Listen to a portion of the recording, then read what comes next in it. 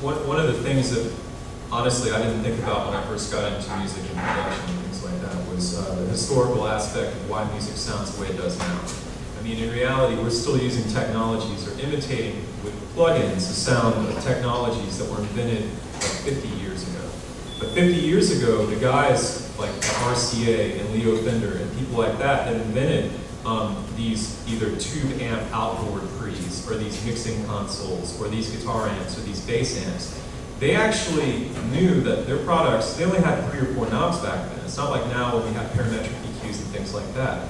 Back when these technologies were invented, they were invented with a limited bandwidth. That meant that some country boy that was a heck of a guitar player could buy his amplifier and go out and play on a stage, and the drum kit and the guitar amp and the guitar and the bass, everybody automatically fit into this amount of bandwidth that's available for us to listen to. Nowadays, with digital and things like that, we can bend this bandwidth all over the place with production, and there's no more idiot-proof there. So it's almost a detriment to a lot of people who don't really know what they're doing with all the plugins and all the EQing and everything like that. The old-fashioned amplifiers, you just threw them on stage, you put a microphone in front of the band. So that, I mean, that's why an orchestra sounds good. Those instruments have been made a particular way for over, centuries, literally, to just automatically sound right and put together. But now, almost with all these resources we have digitally, it's very easy for us to lose perspective and to mess up the way that things sound when they intentionally sound good to begin with. And I want to get to the kind of genres you work with, because I think there are some differences there. But for a lot of the more classic types of pop music, whether it's rock or folk, whatever, like Sean was saying, that stuff was built to be played out, and a lot of folks who get into recording don't play out. They don't know what these instruments sound like in a room. Not knowing what it sounds like to put a mandolin and a drum kit and a piece of guitar in a room and actually hear that is a detriment to being able to record it though. So what I try to do when I walk into a situation like that, and I get the sense that, okay, these guys haven't really played together much, is to actually do that. Put some microphones up in a practice space or in a room and record that. A good microphone placed well was how all the great records of the 50s were done. In tiny, tiny rooms, usually with one microphone, it's all about mic placement. That's kind of what we lost. Most of you have access to more gear than Phil Spector did with his entire pocket. You guys have a lot of options out there, and that's overkill. So simplify, find 1 or 2 good mics. And I want to talk about mics too. But let's talk about hip hop and some of the newer genres of music that are being sort of created in the box. I'm fascinated by how a musician comes to you, or a rapper comes to you, or somebody comes to you who wants to work on beats. There's no live instruments. They're thinking in the box and they're trying to manipulate those sounds. How does that differ from doing sort of traditional recording? Well, it differs in the sense that you're trying to, like, say you're going from scratch and you're building something with someone, you're concentrating on, you're more concentrating on like the arrangement, the melody, the harmony. You know what I mean? Like you go down all the way down to like the basics of music, and then you create something that you think sounds good, and then from there you try to make it sound like whatever they want it to sound like. You know what I mean? So like basic, writing music is writing music. You know what I mean? That's like the one thing musicians say. That's what you're doing, is you're gonna write music no matter what. And then from there you just kind of expand upon that and try to make it sound the way you want it to sound. So usually either they have an idea or I have an idea on how I want to work and how I want it to sound. And in hip hop, it's always going to start with the drums and the bass and how they in there connect and play with each other. And the one thing it's got to do is it's always got to bang. I mean, that's kind of like a ridiculous statement, but you have to figure out how to do that within the limitations you have. It's got to make people's head move. Yeah, and that's what makes people's head nod. You know what I'm saying? Is drums, percussion, and bass, and then which is why like when you hear about hip hop, like the melody is there, but unless it's like a really big pop song, it's not going to be like really out front. What's interesting when you see hip hop bands play out live, typically nowadays they're bringing live kit. I mean, not so much vocal shows with DJs, but you see a big name actor, Kanye West plays a show, he's got drummers up on stage. Yeah. They're recreating all those parts with actual instruments, and they're choosing to do that when they have the means to do it however they want, which must say something about the real thing, going back to that actual sound. I mean, we all get that percussion from something, from banging on shit. Well, I have my super secret destroyer drum kit is a drum kit that I recorded. You know what I'm saying? And I'm working.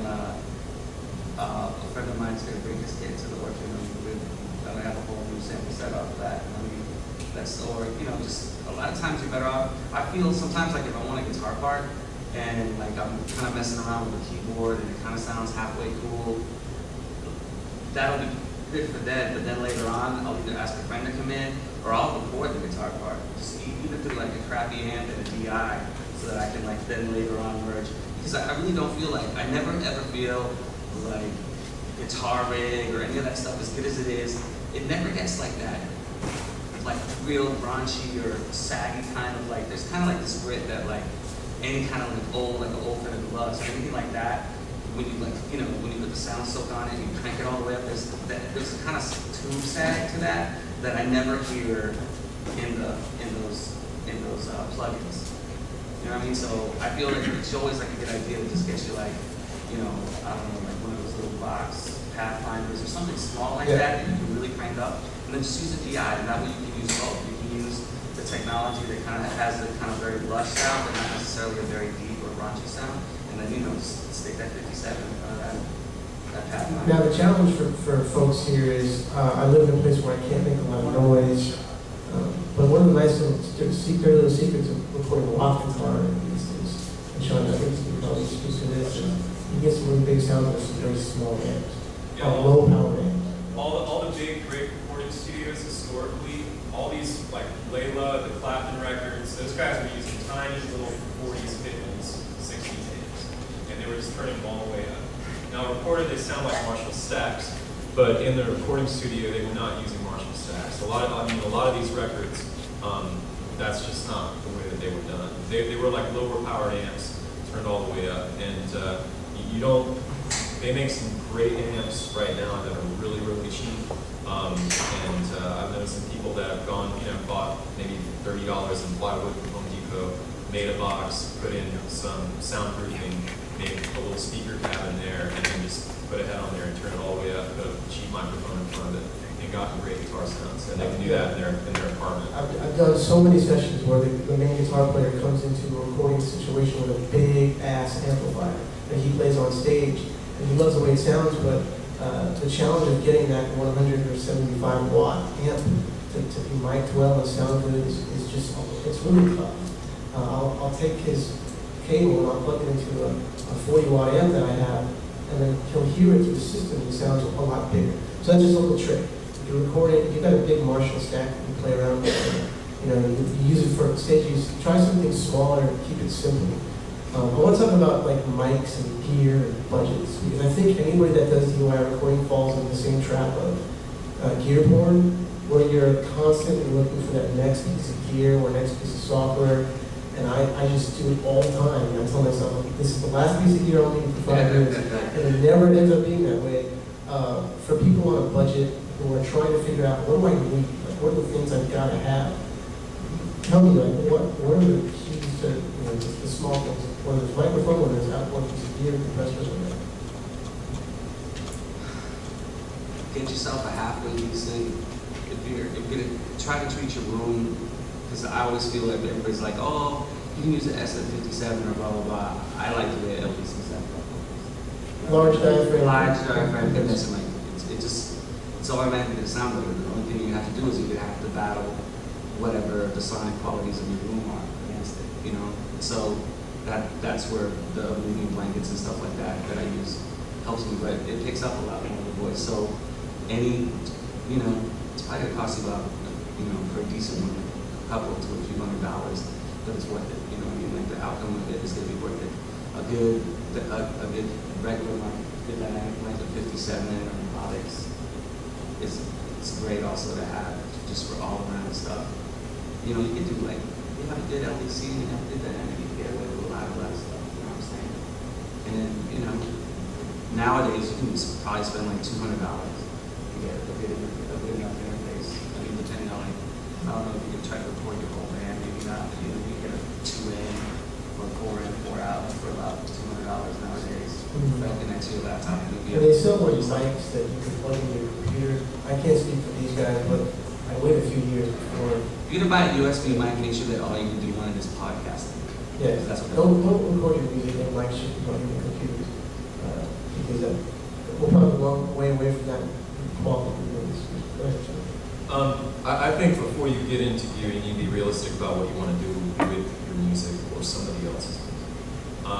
It's a different scope if you are going to be recording full bands, or it's a different scope if you're going to be recording, if you're into jazz or folk music. That's a whole different animal than if you're trying to do production work, than if you're trying to do even like on-the-fly soundtrack work. But I think that across the board, there's a few bare minimums that you need to actually get a sound that will, in the end, which is kind of what we're talking about here, on a shoestring budget, DIY, be taken seriously. You do need a very basic dynamic mic. The one that you'll see that guys and gals in studios, even the big, really expensive ones, no matter how much money they have, you will see an SM57 on multiple sources in a studio. They just, for some reason, you just stick it in front of a guitar speaker and other various sources on a snare, they just automatically sound good.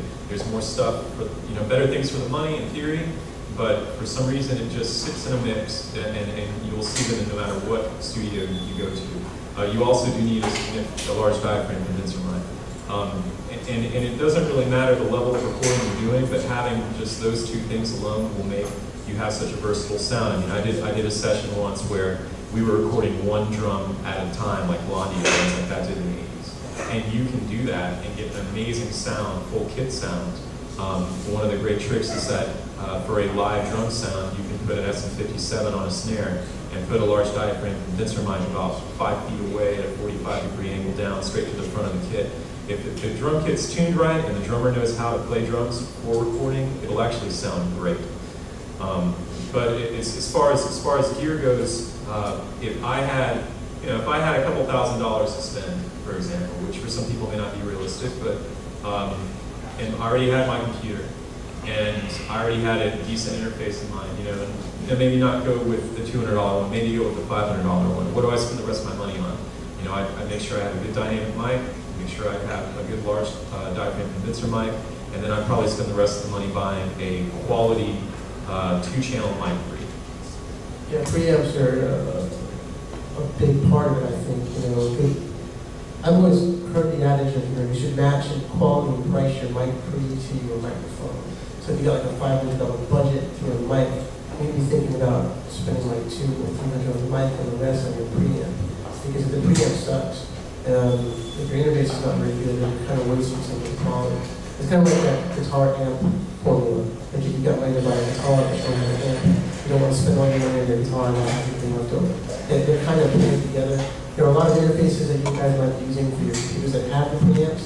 If they're quality, like you were saying, maybe a $400 or $500 interface that has a good mic pre's, then you're okay. But if you don't, getting a nice couple channels of mic pre can make a huge difference. You get all that extra gain. A lot of different pre's have different characteristics of sound. A piece of gear I would recommend in anybody's arsenal is a good compressor. Even though compression is one of the most overused things in music, it's overused as an effect.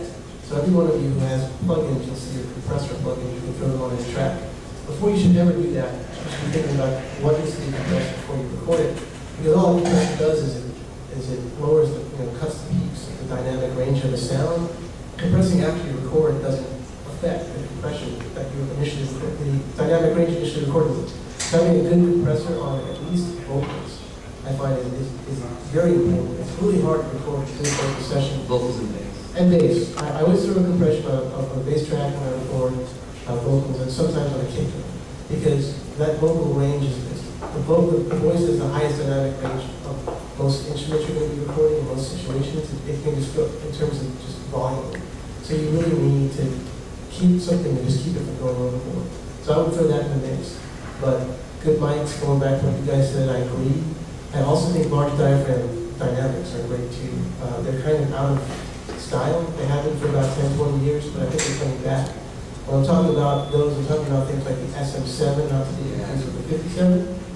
It's known as the filler mic, the mic that we have to filler on.